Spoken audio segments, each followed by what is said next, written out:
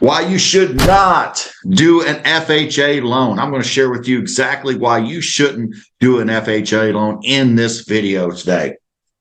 If you are in Kentucky, Tennessee, Florida, or Georgia, I can help you and we'll have a conversation. Even if you're not located in that state, go ahead and DM me. I'll walk you through it and see what options you may have available. That way you can get to a loan officer that is licensed in your state and help you navigate the home loan process. First, I want to go through who typically does an FHA loan and who it's mostly for. An FHA loan is made for those that typically have a lower than 700 credit score and a low down payment. Sometimes it's because the debt ratio, the allowances that FHA will go up to will allow you to get more of a home, etc. But mainly it's for people below 700 credit score and those that have a low down payment. It's a 3.5% down payment, so it's affordable down payment. However, there may be a much better option for you. I want to go through this and why also you should not be just looking at interest rates. So a lot of people will look at interest rates and say, who's got the best interest rate? What program's got the best interest rate? Is that actually hurting you and your long-term goals?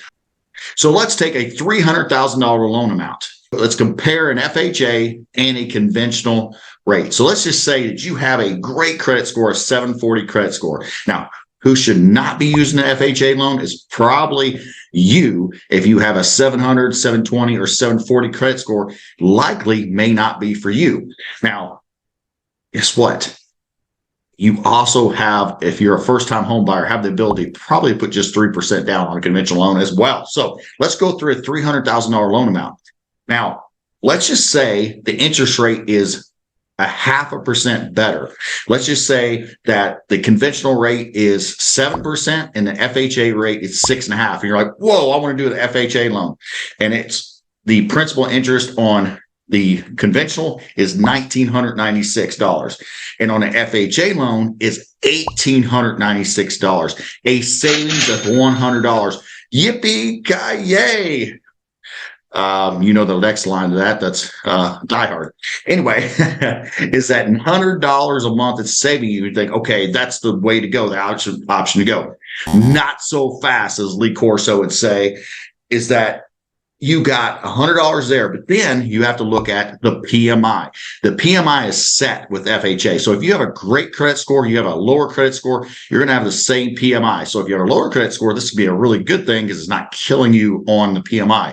So the PMI on this is going to be $138 a month on a $300,000 loan amount.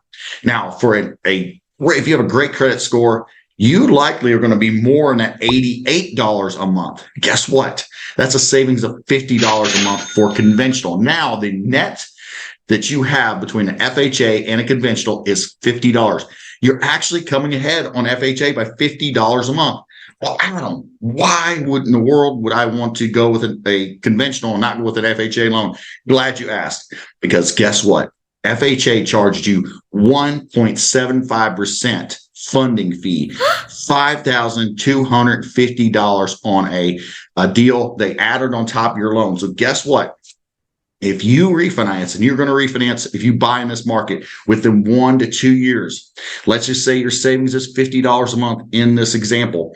You hold it even for 2 years. That's a savings of $1,200 that you paid $5,200 to get. You lost $4,000 to do an FHA loan. So call your trusted mortgage lender with any questions and go through the examples and see what actually is the best option for you now and in your future, set you up for future success.